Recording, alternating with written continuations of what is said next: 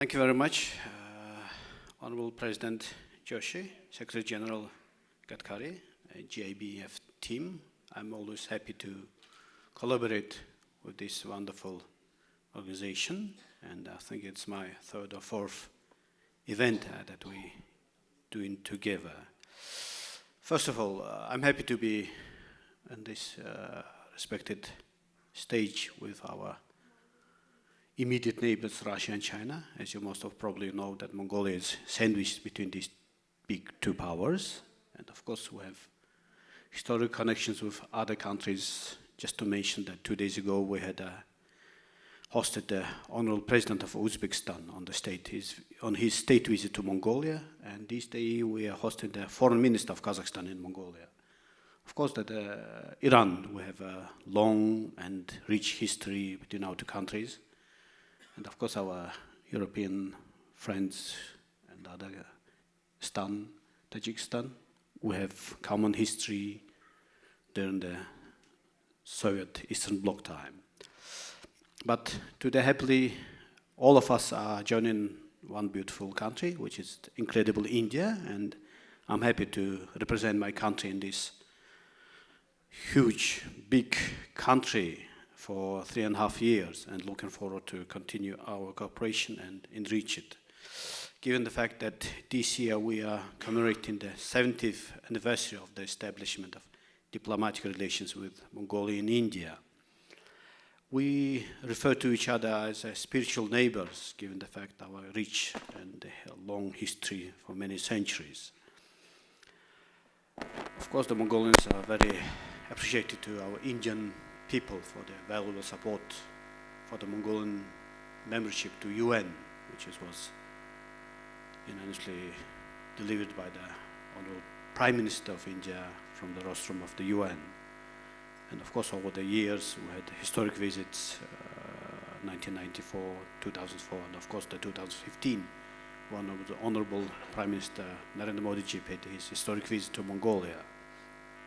And since that, we are developing our strategic partnership between our two countries, which provides us the very broad and enormous potential to deepen our bilateral relations, not only on the political sphere, but it's in economy, the defense, you name it, in every aspect of our bilateral cooperation.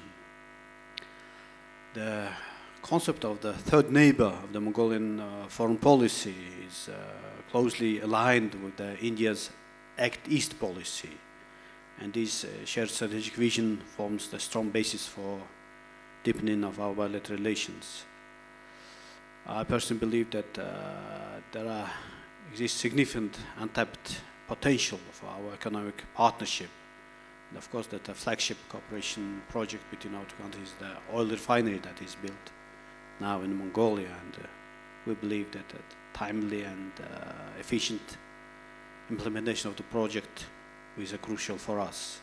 There are other projects that is going on in the project, and we would like to continue to see more engagement between our two countries. And given the fact that we have a representative of the small and medium enterprises of India, looking forward to engage with you in more fruitful discussion.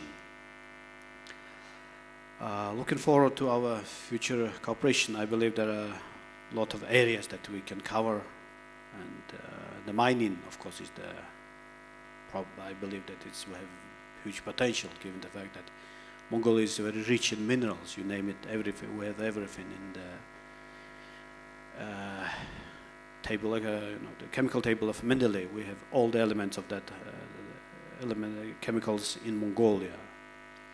Of course, given the fact that Mongolia is approximately half by size, by territory, half of India, and given the fact that we are the only 3.5 million of it, gives the huge opportunity for the Indian agriculture sector to do the business in Mongolia.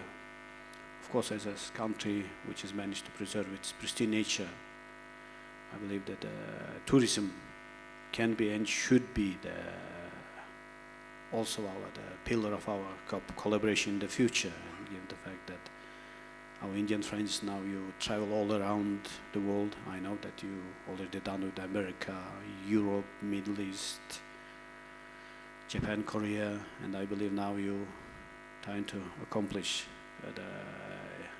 Thailand and Vietnam. And after 3-4 years, I'm quite confident that the Indian tourist will look for the new destination. So I believe the Mongolia can be one part of this journey. Another area that of our collaboration, I believe, can be education. Given our legacy of our spiritual and cultural connectivity.